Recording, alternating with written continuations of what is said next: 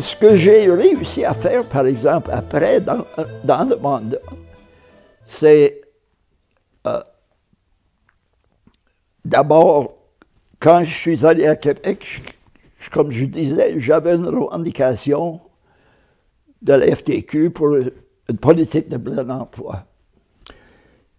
Et c'est l'époque où Yves Poulin-Simon et Diane Bellemare avaient écrit leur livre sur le plein emploi. Ils ont allé étudier en Europe, puis c'était mon texte. J'avais même leur texte avant que ce soit publié. Alors, dans le parti, avec le chômage et tout ça, c'était le moment historique. Alors, dans le parti, je me suis arrangé pour présider un comité dans le parti sur le plein emploi. Après ça, en 82, avec la crise économique, je suis allé au Congrès ou au Conseil national, et puis j'ai défendu une politique de plein emploi, puis c'est adopté comme priorité de l'année par le parti.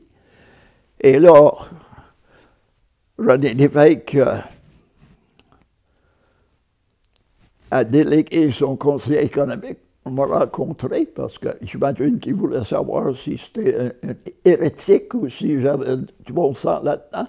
Puis même si c'est Pierre Fortin, pour lequel je n'ai pas beaucoup d'estime aujourd'hui à cause de ses prises de position, mais c'était lui qui consultait, puis je l'ai convaincu que j'avais des bonnes bases, j'étais solide. Écoute, j'avais tout ce qu'il faisait en Suède, en Norvège, en Finlande. Et puis j'avais le livre des deux filles qui avaient écrit ce livre-là. Alors, le parti a adopté ça comme priorité. Alors, je poussais encore, puis à ma grande surprise, parce que l'évêque était comme ça, il ne m'a jamais discuté avec moi. Alors, il m'avait nommé ministre du Revenu, mais il était, tu sais, j'avais envoyé des mémoires, puis des documents pour qu'il puisse lire sur le plein emploi, puis tout ça. Puis, bon. Ma chef de cabinet, quand elle était petite fille, René Lévesque venait chez son père pour organiser le Parti québécois à l'époque, au début des années 60. Puis l'évêque le balançait sur ses genoux. Alors, elle avait des portes d'entrée que d'autres n'avaient pas. Et puis, elle continuait à ça. Et puis, à un moment donné, il m'avait nommé, au moins quand les 7 ont quitté avec fracas le parti Parizeau, puis Louise Baudouin, puis tout ça. Moi, je dis, écoute, je sais que l'affaire de... J'avais aucune confiance dans ce qu'il appelait ça, le beau risque. Mais je me suis dit, écoute, ça va passer, le beau risque. Au moins, mon principe, c'est que tu lâches pas. Si tu n'es pas là, tu ne peux pas changer quelque chose. Alors, j'ai resté là. Puis là, parce qu'il manquait des ministres, il m'a nommé ministre du Revenu, mais je n'étais pas fait pour ça, c'est sûr.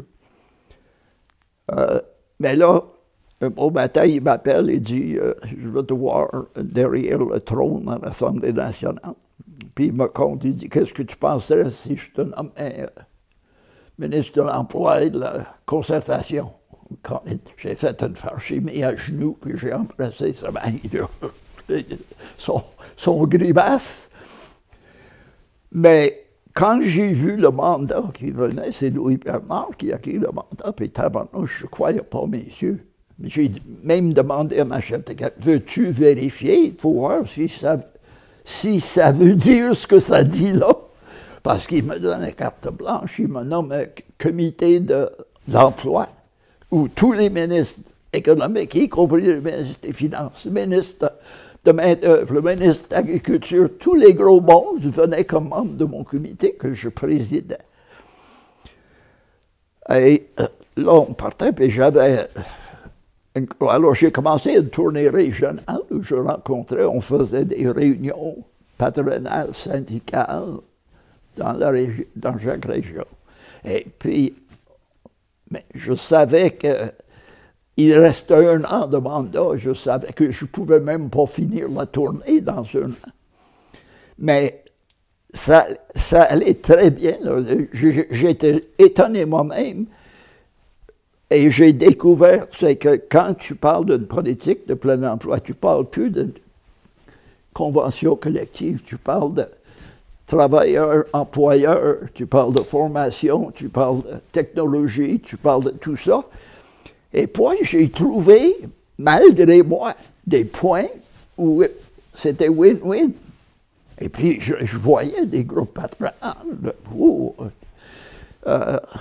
ils étaient tous énervés de sorte de dire, comme moi ici, j'étais à Sherbrooke, j'ai fait 3 ou 4.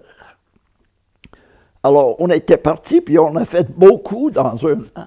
Mais malheureusement, on s'est fait battre à l'élection.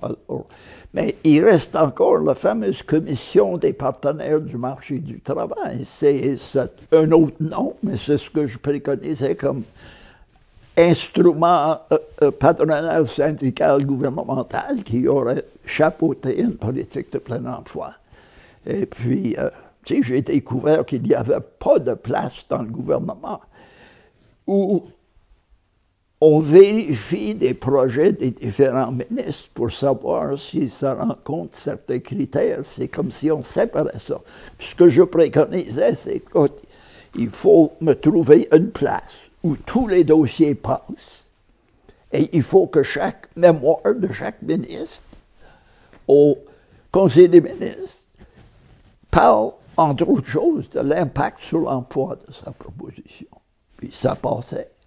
On a trouvé des bons jeunes économistes qui travaillaient déjà pour le gouvernement. Soit dit en passant que j'avais nommé Lise Poulet-Simon, une des auteurs du livre, comme sous-ministre.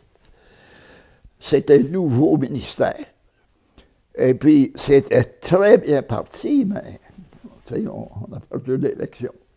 Mais il y a un certain nombre de choses. Puis quand on dit aujourd'hui, quand le Québec dit au fédéral, donnez-nous la main-d'œuvre, donnez-nous tous les outils que vous avez, arrivez pas avec vos affaires, on a un système qui fonctionne, mais c'est pas mal des restants d'une politique de plein emploi qui est entrée dans les mœurs, puis qui fonctionne relativement bien, mais là, avec le temps qui passe, puis le fait que il n'en était même pas question avec Pauline Marois quand elle a pris le chefferie. Je ne sais pas pourquoi, parce qu'elle était là quand on avait ça, en tout cas.